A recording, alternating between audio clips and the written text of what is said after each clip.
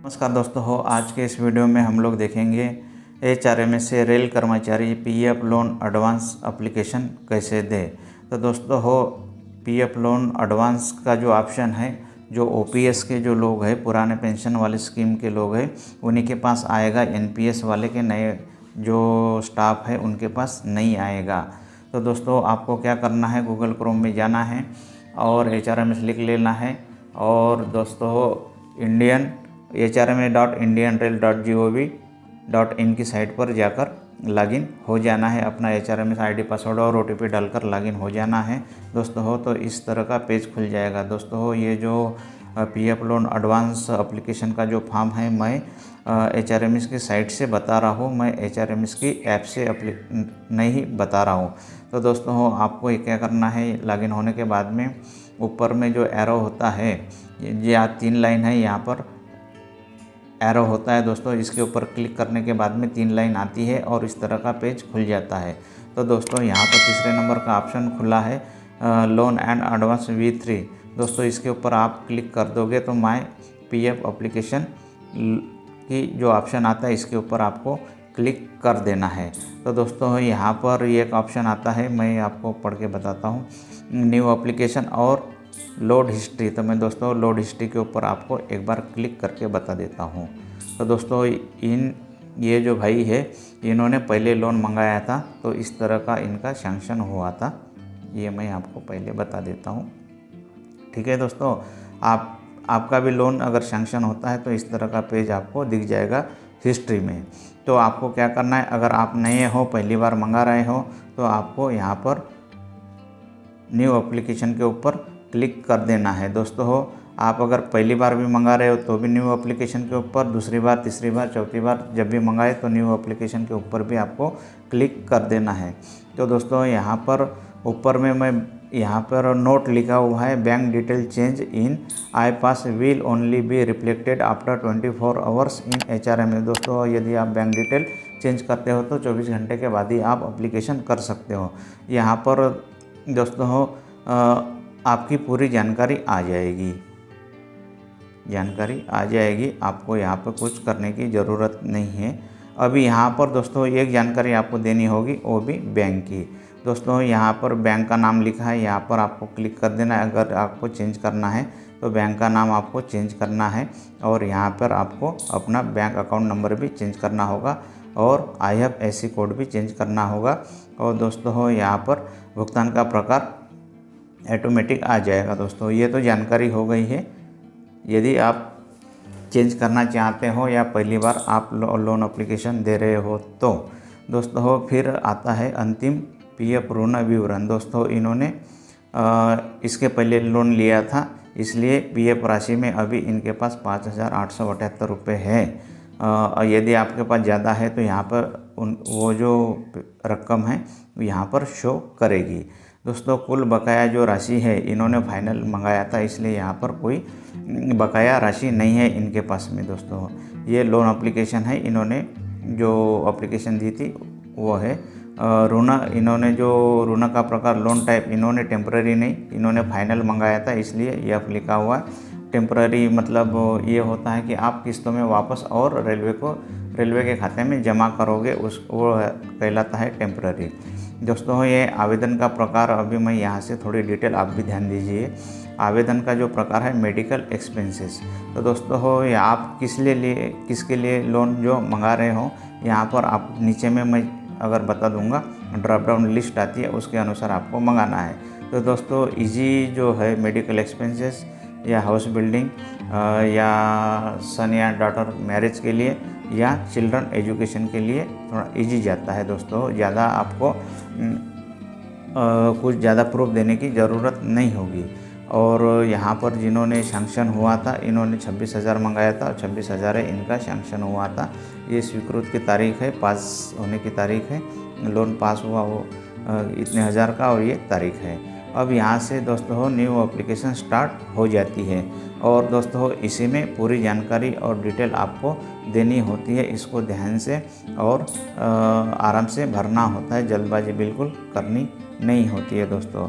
तो इस तरह से आप यहाँ पर अभी हम लोग पीएफ ऋण आवेदन, पीएफ लोन की एप्लीकेशन डिटेल यहाँ पे भरते हैं और क्या क्या उसकी जानकारी मिलती है हम लोग यहाँ पर देखते हैं। दोस्तों यहाँ पर पीएफ ऋण आवेदन जो पीएफ लोन एप्लीकेशन डिटेल्स है यहाँ पर आपको देनी होती है। यही दोस्तों मेन होती है।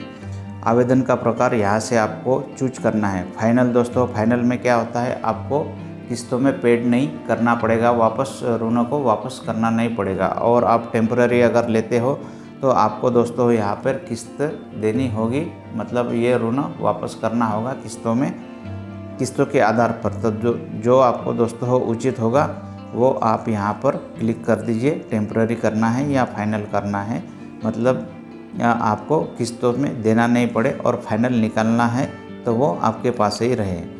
और दोस्तों उसके बाद जो है मैरिज ऑफ सेल्फ, यहाँ पर ड्रॉप डाउन लिस्ट आती है। मैरिज यहाँ पर आप सेल्फ मैरिज है जो भी है। और अधिकतर दोस्तों यहाँ पर 3 चीज़ों के लिए लोग मंगाते हैं, मेडिकल एक्सपेंसेस, रिकंस्ट्रक्शन घर के लिए और एक एजुकेशनल पर्पजेस के लिए। दोस्तों यहाँ पर उसकी लिस्ट है, मैं आपको एक बार चेक करा देता हूँ, उसके बाद में वापस इसी जगह आते हैं। देखो दोस्तों यहाँ पर मैं तीनों चीज़ें चेक करा देता हूँ।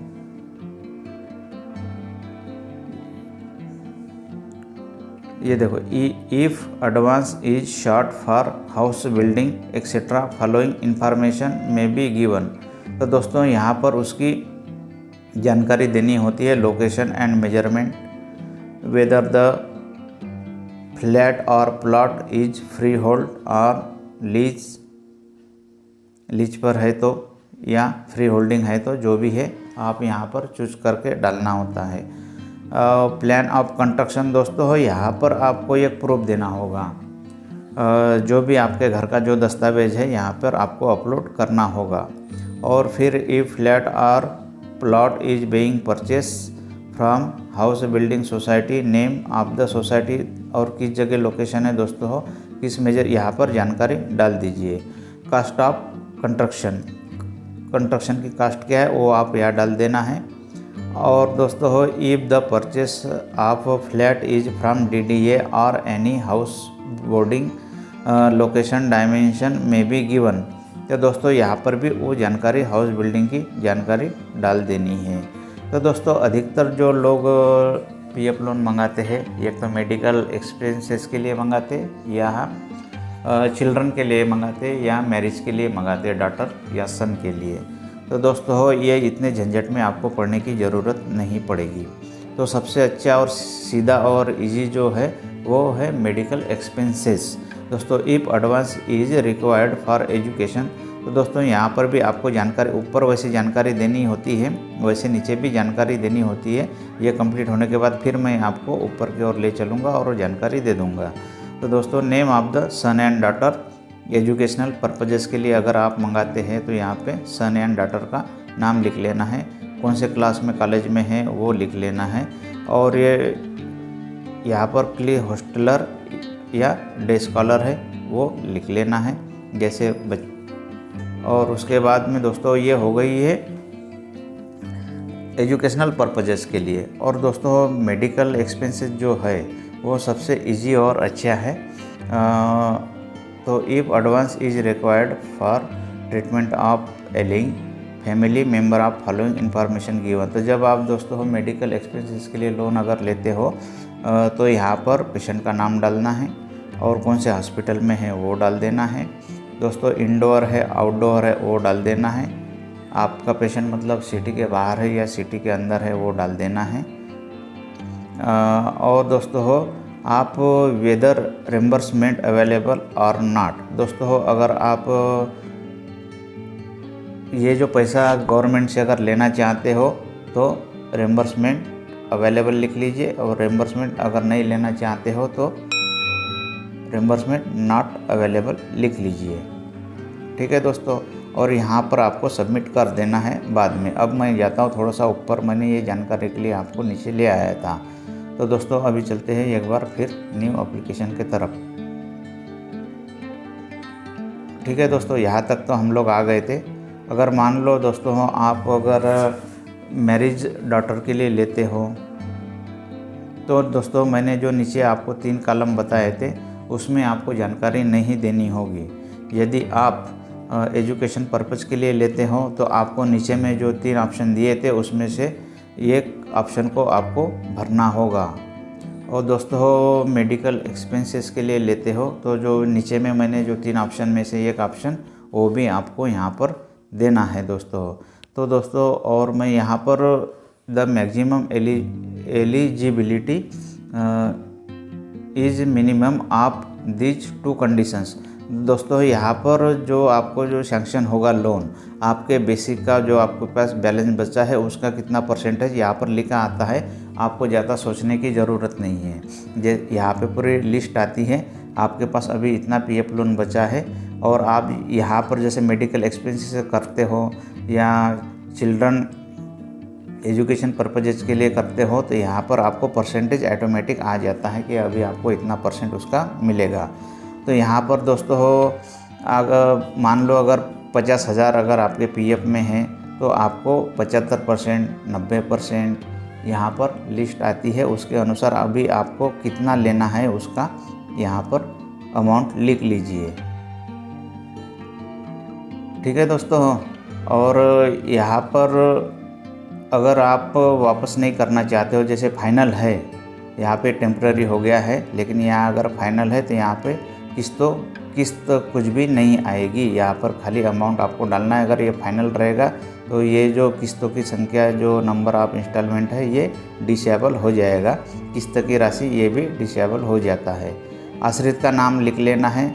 और रही बात दोस्तों दस्तावेज की, तो दोस्तों मैं आता हूँ एनपीएस में। तो ये जो कुछ पुराने जो लोग हैं मतलब ओपीएस वाले हैं जिनको पेंशन स्कीम लागू है उनको ही पीएफ मिलेगा। तो उन्होंने कहा कि हमने यहाँ पर कुछ भी डॉक्यूमेंट्स अपलोड नहीं करा है। लेकिन मैंने दोस्तों एक मेरा जो मित्र है उनका जो पीएफ लोन मंगाया था तो मैंने यहाँ पर उनका एक डॉक्यूमेंट्स अपलोड किया था और लोन भी उनका सैंक्शन हो गया था। तो अगर आपका पीएफ लोन नहीं आता है या डॉक्यूमेंट्स के कारण या रिमार्क आता है तो आप पहले से ही कुछ डॉक्यूमेंट्स यहाँ पे अपलोड कर दीजिए। अगर नहीं करते हैं और आता है तो अच्छी बात है दोस्तों। तो लेकिन एक दस्तावेज अपलोड करें तो अच्छा रहता है ताकि लोन रिजेक्ट नहीं हो। तो मैंने दोस्तों दोनों बातें बता दी कि कुछ लोगों ने कहा कि यहाँ पर दस्तावेज अपलोड करने की ज़रूरत नहीं है और मैंने एक दस्तावेज अपलोड किया था तो उनका जो पीएफ लोन है वो सैंक्शन होकर आ गया था। तो दोस्तों यहाँ पर जो 3 पर्पजेस मैंने बताया, एक है हाउस बिल्डिंग का, दूसरा है मेडिकल एक्सपेंस का, तीसरा है चिल्ड्रन एजुकेशन का। तो यहाँ पर दोस्तों 3 लिस्ट है और अगर तीनों में से अगर मंगाते हैं लोन तो यहाँ पर एक ऑप्शन आपको भरना पड़ेगा। एजुकेशन का अगर लेते हो तो यहाँ पर एजुकेशन के यहाँ पर जानकारी देनी होगी और आप मेडिकल एक्सपेंसेस के लिए लेते हो तो यहाँ पर आपको जानकारी देनी होगी और आप हाउस बिल्डिंग के लिए लेते हो तो यहाँ पर आपको जानकारी देनी होगी। तो यहाँ पर दोस्तों दस्तावेज भी आपको अपलोड करना होगा।